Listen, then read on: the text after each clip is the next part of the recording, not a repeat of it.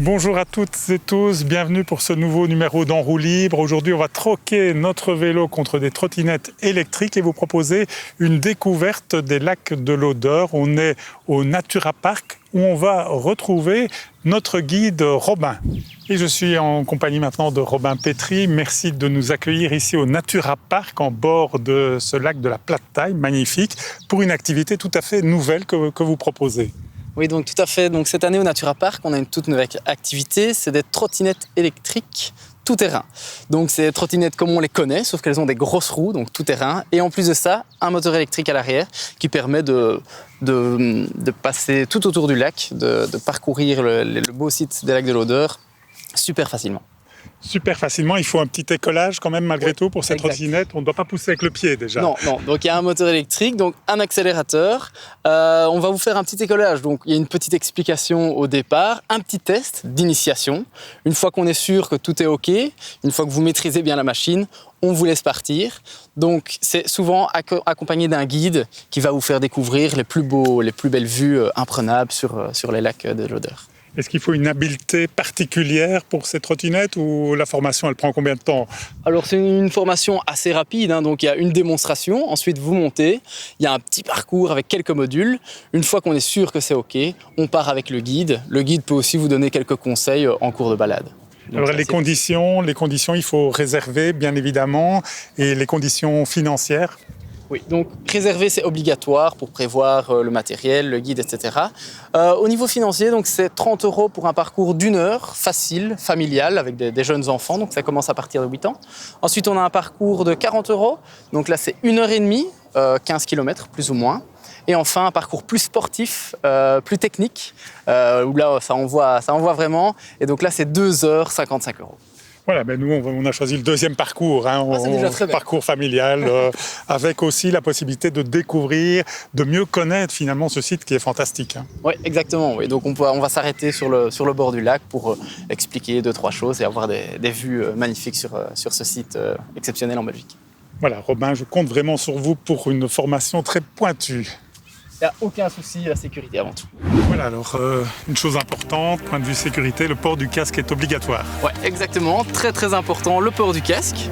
Une fois que c'est bien installé, bien serré sur la tête, on peut enfiler le sac. Alors dans le sac, il y a la batterie, donc c'est un petit peu fragile, il ne faut pas le lancer par terre. On peut le mettre sur le dos, hop, yops. Voilà. De ce sac sort la fiche. Je crois que c'était une pipette en fait pour boire. Ça va être la fiche d'alimentation. Donc, on va devoir connecter cette fiche à la trottinette. C'est simple, le rouge sur le bouton rouge et le noir sur le bouton noir. Comme ceci. Hop, on est branché.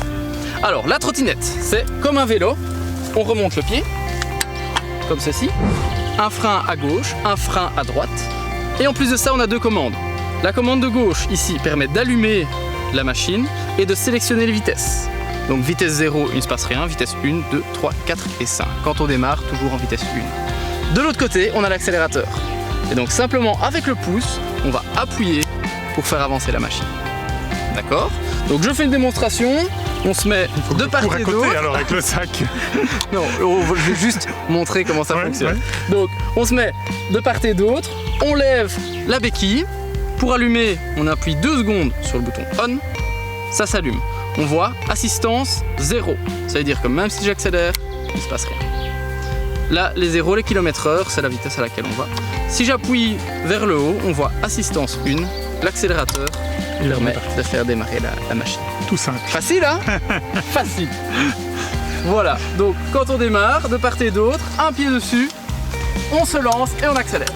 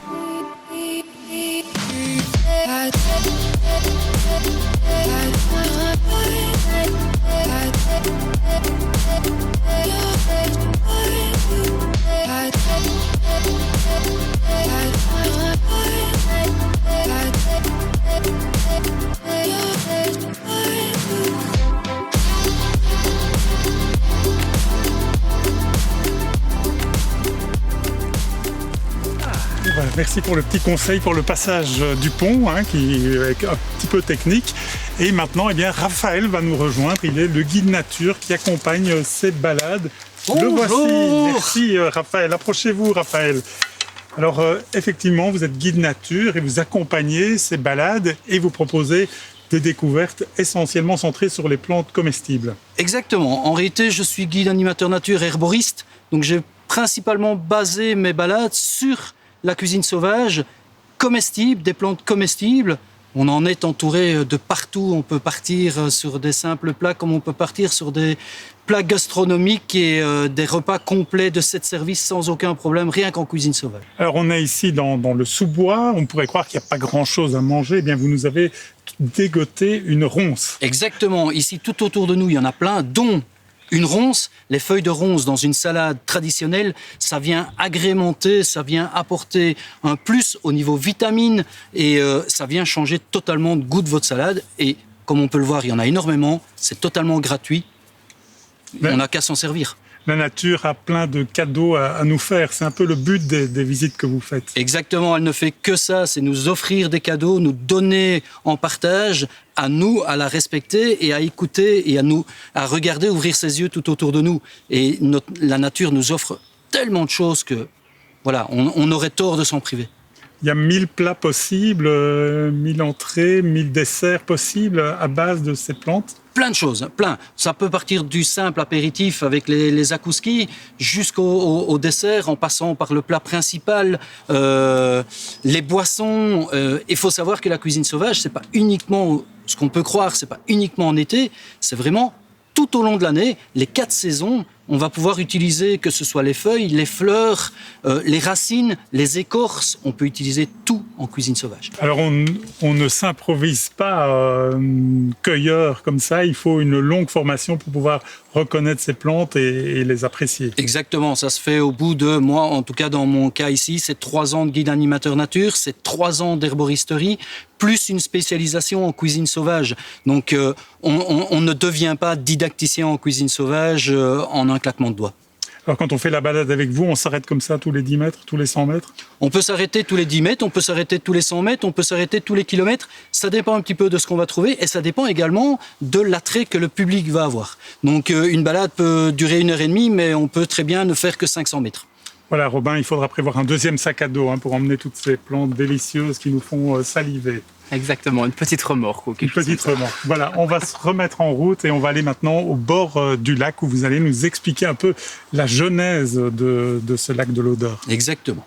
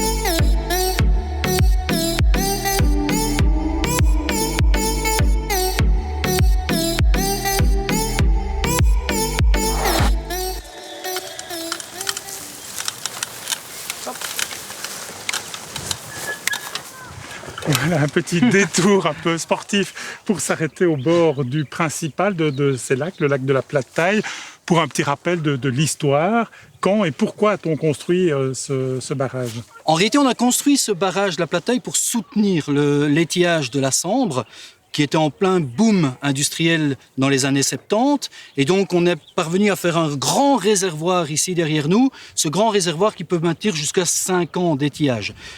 En construisant ce bassin, cet énorme lac, on a également profité dans le barrage d'y placer des turbopompes pour pouvoir justement avoir une centrale électrique d'appoint qui va pouvoir produire l'électricité lors des pics de consommation, matin, midi, soir. Et donc, automatiquement, ça va un petit peu apporter ce surplus d'électricité. Bien entendu, quand on voit le site comme on vient de le parcourir, automatiquement, le tourisme est arrivé. On est en 2020. Le soutien d'étiage de la Sambre n'est plus forcément nécessaire parce qu'il n'y a plus réellement de réchauffement vu qu'il n'y a plus d'industrialisation sur Charleroi. Donc, automatiquement, la production d'électricité reste, mais le tourisme a tendance à passer un petit peu en deuxième, voire premier lieu par rapport au site ici. Alors le site, il a été perturbé, finalement, l'odeur petit cours d'eau qui devient ces lacs. Alors comment est-ce que la nature s'est adaptée finalement à ce changement? La nature s'est adaptée tout à fait naturellement, on peut le dire comme ça. On y a même créé des zones Natura 2000 dans le secteur. On a en réalité travaillé, que ce soit au développement du Ravel, au développement des villages de vacances, etc. On a toujours travaillé en rapport avec la nature, en laissant un grand coin naturel.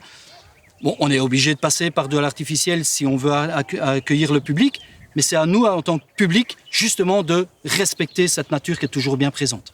Alors justement, cette promenade avec les trottinettes, là, ça permet de sortir un petit peu des sentiers battus, d'aller chercher cette nature. D'aller chercher cette nature, attention, il faut toujours le faire de façon respectable, il faut respecter cette nature. On peut un peu sortir de ces ravels bétonnés, etc., mais comme nous, ici, on le fait, mais tout en respectant justement une nature qui nous le rend bien tous les jours. Donc, soyons conscients et essayons de respecter, sinon c'est elle qui nous le rendra de façon différente. Le tout est une question d'équilibre. Exactement. Voilà, c'est un peu comme sur les trottinettes. Et nous allons d'ailleurs reprendre en parfait équilibre notre balade et la terminer en remerciant déjà Robin qui nous a été vraiment d'un grand secours pour maîtriser ces engins redoutables. Avec plaisir. C'est parti, on y retourne. Au 5e, là, directement.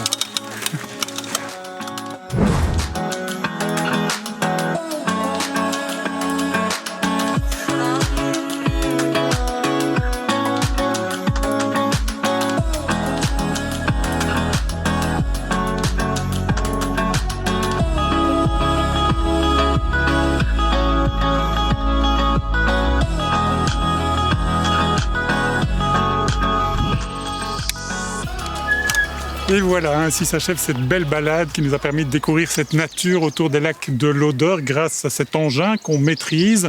Un petit conseil d'amis, si vous faites la balade, n'hésitez pas à mettre des manches longues, des gants et des chaussures fermées. Un tout grand merci encore à Raphaël et Robin qui nous ont guidés tout au long de cette journée.